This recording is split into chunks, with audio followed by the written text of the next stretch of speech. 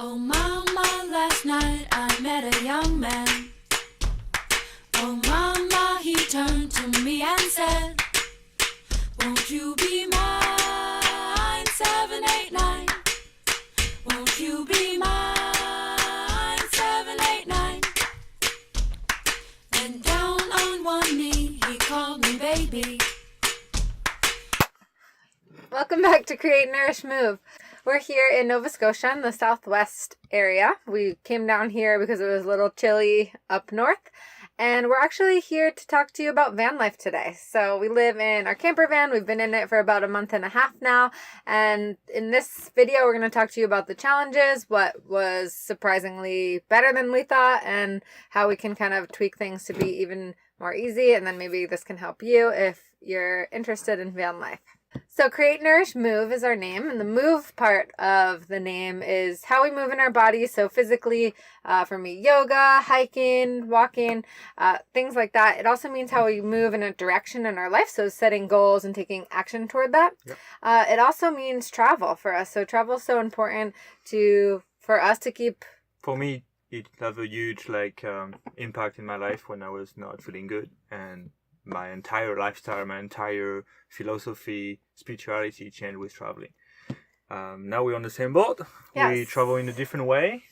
We chose van life for different reasons. One of the reasons is, we wanted to be outdoor a lot, hiking, be in nature. We really like that, and it makes us feel really good. Well, we talk about this in a previous video. We wanted our own space. It just sounds like really stupid, but at the same time, we never had our own space. We've had roommates, and we have roommates. We were staying with my parents. Yeah, and we want your space so we can decide basically everything about our lifestyle, and also we wanted to create a routine. Just Haley and I and Pinto. We wanted to live more minimally with less stuff and make a smaller footprint. So we feel oppressed by material and object, and we feel way better to have everything compact in a vehicle. Yeah, so I spent so much time in my life worrying where my stuff is and about getting more stuff, and we also want to reduce our plastic waste and other waste materials. So we're trying to live tiny. Yeah.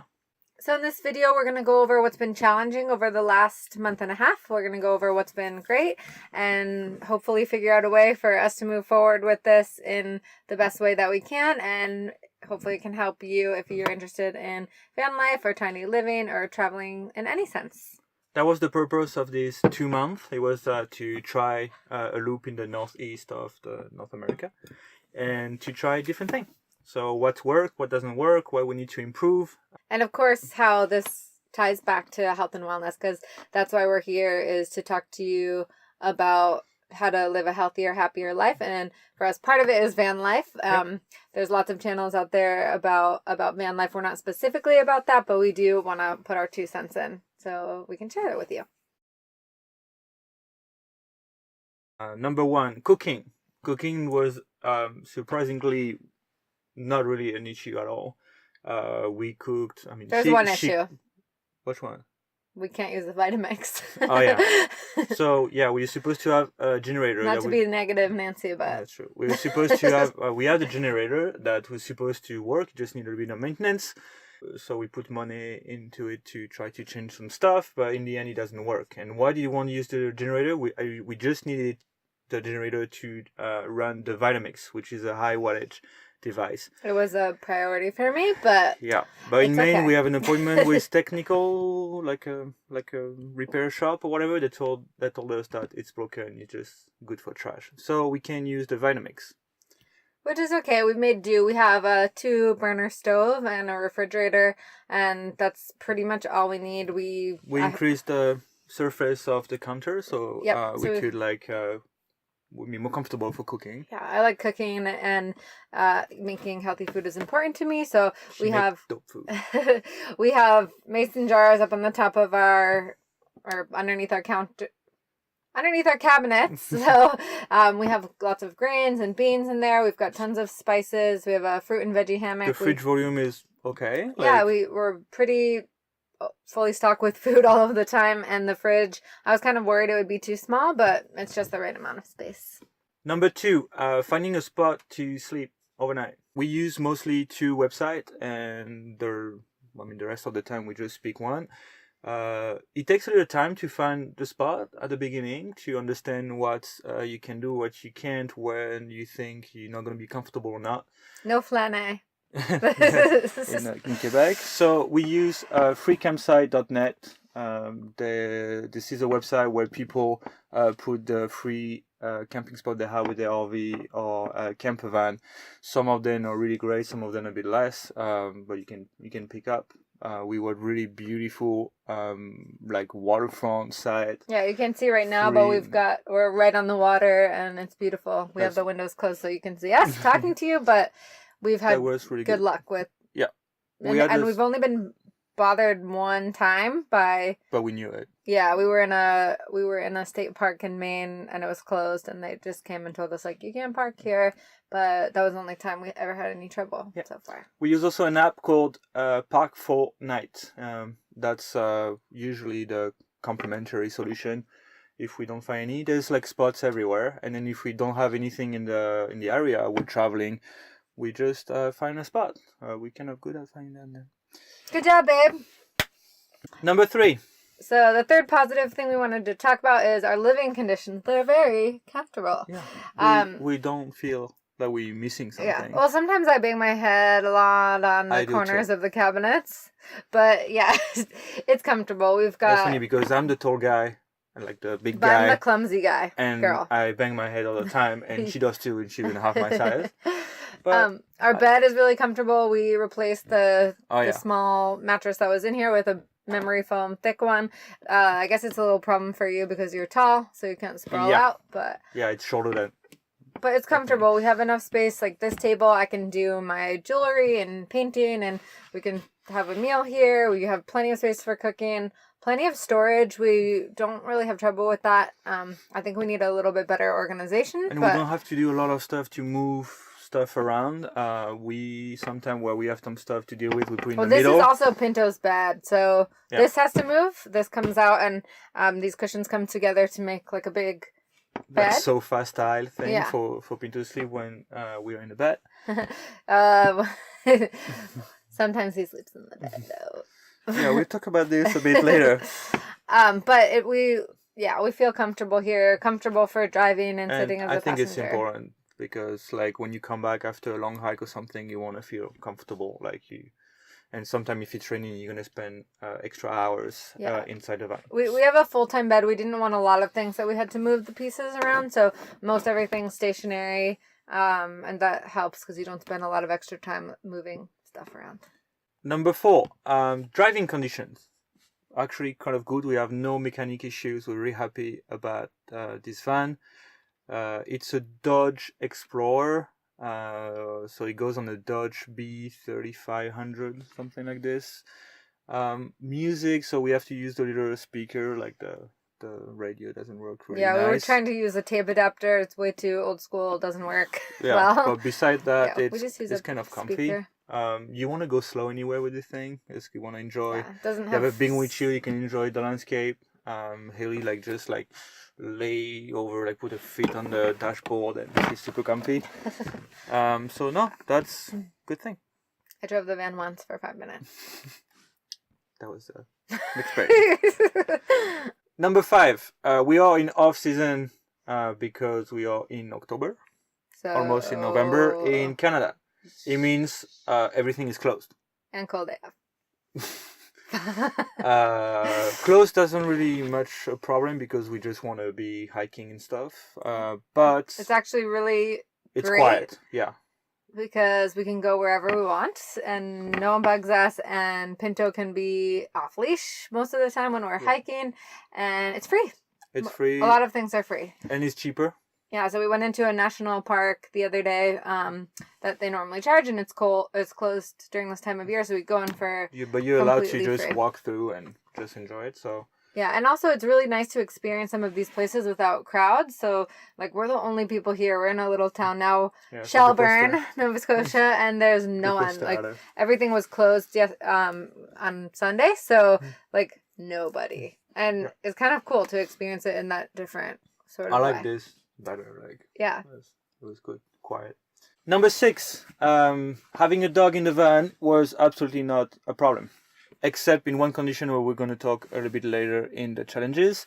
But so far, even if it's a big dog, like 68, 67 pounds, he's super calm, he's super chill. He loves going outside, so whenever we're able to get outside, he goes crazy and in a good way. And he can be, like we mentioned before, off leash lots of the places. And it's cool. He's growling now, and someone's like by night gets close to the van. So we just like wake up, move the curtain, look what's going on, and we just close back. Yeah, but he seems happy here, and we seems happy every time we go on a hike. He's just crazy happy, like smiling. You know when you see your dog smiling, like that's Pinto. He's a good connecting people vehicle with people. So like it's also a great way to meet people and talk to people because they always want to know about your dog. I love dog. Where he comes from? What kind of dog is it? What kind of dog? We don't know. What's his name? How old is he? Yeah. I guess it would be easier with the smaller dogs to move around the. I like having a big dog because you can cuddle them better. That's true, but no, so far so good. Number 7, power. We changed the battery to have a nice AGM deep cycle battery. We put 100 watt of solar panel on the roof. That's the only space we had for that. We never run out of power. The fridge is running full time. We have LED lights everywhere. We charge everything. Stuff. So the battery is charged by solar panel or when we're driving. So far, so good. No problem, not an issue. We never thought about this. Good job. Good job, babe. It's good job for you. Number 8, information. We got unlimited data plan in the state that was also partially working in Canada. It's so easy now with a smartphone, with GPS. You look for something, a laundromat, a restaurant. The data plan I have is through Verizon, but you get half a gig per day in Canada. So, and it just links to the Canadian cell towers. So there's, I forget, Telus and Bell are the main ones that they link to, but you just get half a gig per day through connected with Verizon, and it's enough for GPS and looking stuff up and some you can do general crazy stuff, but it's browsing. enough to just like go around. Yeah.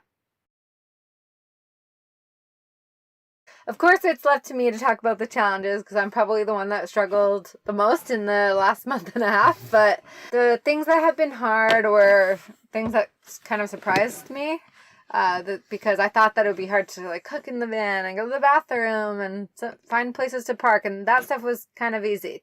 The things that were hard were the most unforeseen. So I was caught off guard. So Wi-Fi has been challenging to find good Wi-Fi. Good, reliable Wi-Fi. We've spent a lot of money on cafes and terrible restaurants to get it. Yeah. Like we go into a place and we're like, hey. It's very frustrating to spend a lot of money on terrible food to have a terrible Wi-Fi. Yeah, like because you can't get any positive. Yeah, we've been going into places like asking first, hey, do you have Wi-Fi? They're like, yeah. And then there's like one bar and it takes 10 minutes to load a page. So unfortunately, the places that have the best Wi-Fi are like chain places like Tim Hortons and places that we Subways.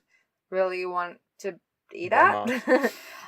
So we've been trying to just like go grab a tea or coffee and we've been told that libraries have the most reliable and fast Wi-Fi. We've also downgraded the size of our video. Yeah. To like a medium, like a good optimum quality of the video to be able to upload the video in less than 7 hours. Yeah. We thought it would be easier after we used to live on a tiny Caribbean island where there was really no Wi-Fi that worked, and this is like almost as hard as that. Yeah, so, but no, I think it's an adjustment now. We're doing better. We make our videos in the beginning of the week and we trickle them out for you, so it's better for us to go on one hit and do everything at once. Yeah. Number 2, and the biggest challenge so far, it has been the weather. We decided to come to Canada in October, and we thought it would stay warm a little bit longer. I mean, not freezing cold yet. Like, livable outside. There's been nights where it was below freezing. Yeah. So that's a challenge with the water, finding water, because even if we have, most of the taps are closed now, places that offer water, because it's starting to freeze over, and we obviously don't want our pipes to burst inside the van. Yeah, and also we can't spend time outside. It's too cold. Like there's like in Quebec at the end, there's like this freezing cold wind permanent, and then every time you go out for like a minute, you came back like in the van, like and it doesn't fit with the purpose of being in a like we're warm like in the van and always comfy in here, but we don't. The reason we are doing van life is to be outside in nature and not be stuck in the van all the time. Yeah, even with a dog, like the dog needs to go outside and he's a Caribbean dog too, so it's too cold for Pinto. I guess so. That being said, that we mentioned before, sometimes Pinto sleeps in the bed, and it's when it's too cold, because he gets really cold out here by himself, and like he'll cry and stuff. So sometimes we have to squeeze three of us in a tiny bed. In the van under the blanket. And honestly, we're not sleeping well. You see these bags under my eyes? No, night's better. It's warmer, so he went back to his spot. But like it's even a small bed for two people, but with this huge dog that actually like take the most space. He generates a lot of heat though, which is nice. He's like a bouillat. That's true. No, three of them in the van for temperature was okay, but just for space it was really bad. So we had the challenge to sleep good when it was really cold. We've also spent quite a bit of money on the small propane bottles. We have a mini. Oh yeah. I can pick it up and show you. We have this heater, which is works really, really well. It's just that the propane bottles here in Canada are like $7 $7 and in the States they were like $3. So and we were using 1.5 a day when it was very cold, just to be like inside the van, and they started to be like a budget. Yeah, but luckily we just fixed the house heater. We used to have a big one that was like using the big propane tank that we have under the van. But yesterday I think I fixed it, so we haven't used it. Good job again. Good job. He fixes all the stuff. But if it really works, we're probably gonna save some propane cost and have something way more. There's a thermostat, so you just have to put it on and the temperature you want, and you're just gonna deal with it. Yeah, it was temperature expensive. affects the cost, the comfort, and the actual experience we have outside the van. Yeah, the mood, because we can go outside. She can do yoga.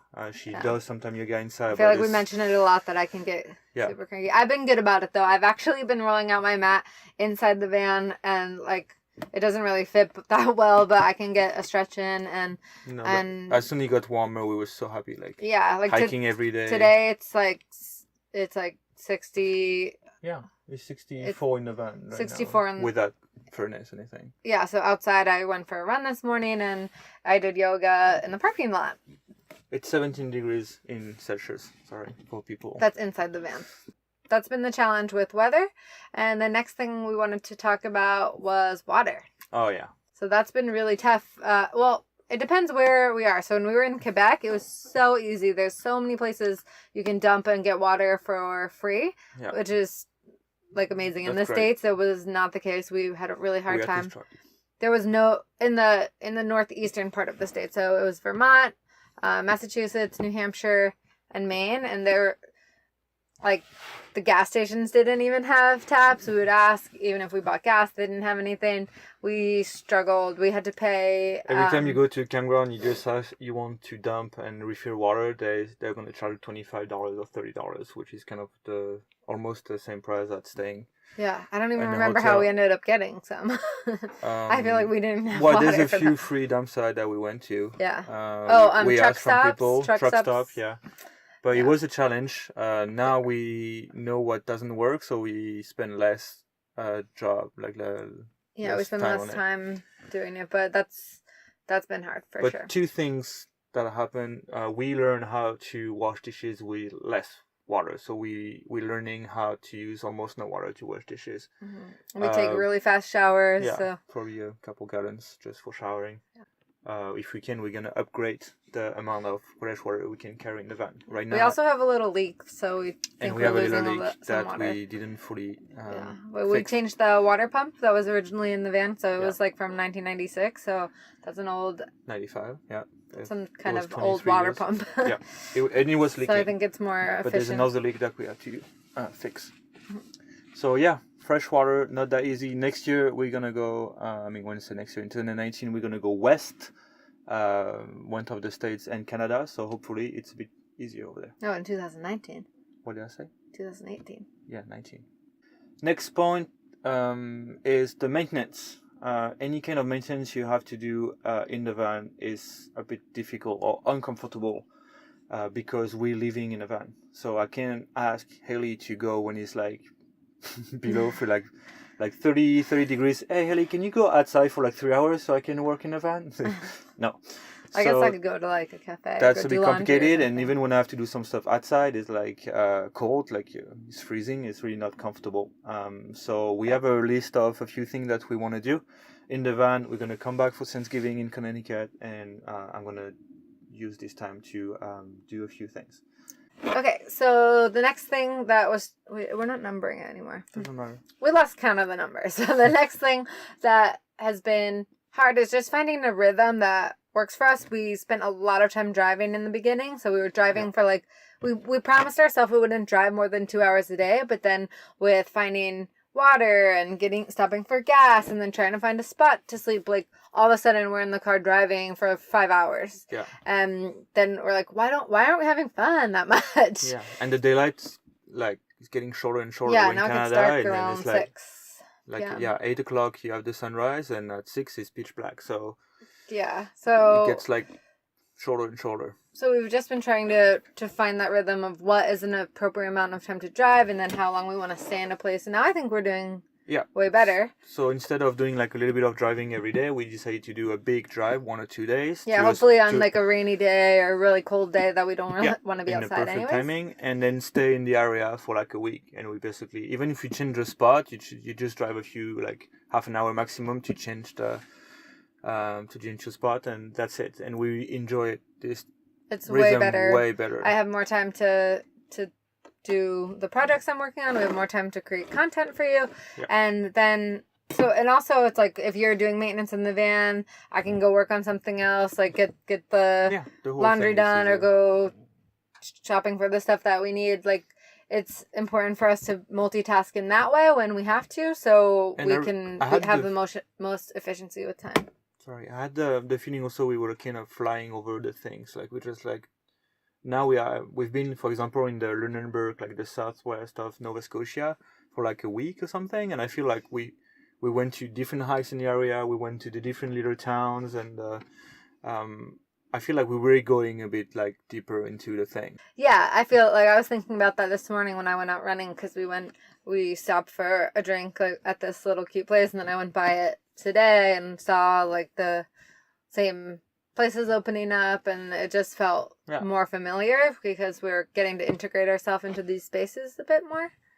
The last thing we wanted to talk about was finances. So we spent a little bit more than we wanted to, or we thought we would. We're in Canada, so things are more expensive. I think this area is especially pricey. Yeah. But we spent a lot of money on food. We met up with people and went out. And the propane. So all of the challenges that we mentioned before kind of come back to money, because we had to spend more money on finding Wi-Fi and staying warm. And when we drive a lot, we obviously spend more on gas. We've spent like $800 on gas. So far, yeah. So these are the main points that we experienced challenges and positive things that were easy. We know that we'll be able to go back out in February more confident and comfortable. Yep. All of these things come back to health, because your health includes all of these facets of your finances. Unfortunately, it's something we have to think about. Mm-hmm. Your health includes the time you spend in nature, the way you cook your food. So it's just your life, and we're just living it in a smaller way. But I think health is always in our minds, because we want to bring ourselves into our best health and then share it with you. So if you guys are interested in Vanlife, we definitely recommend you to try. There's a lot of challenges you will have to go through, but there's a lot of very good moments, beautiful landscapes, sorry, that you're gonna experience. It's definitely possible to be healthy and feel great in a van. It's not an issue. I mean, you have to adjust a little bit your lifestyle, but it's possible. So don't hesitate if you really dream about that like we did. It's worth it. So thanks for tuning in, and we'll see you soon. Yeah. Stay wildly well.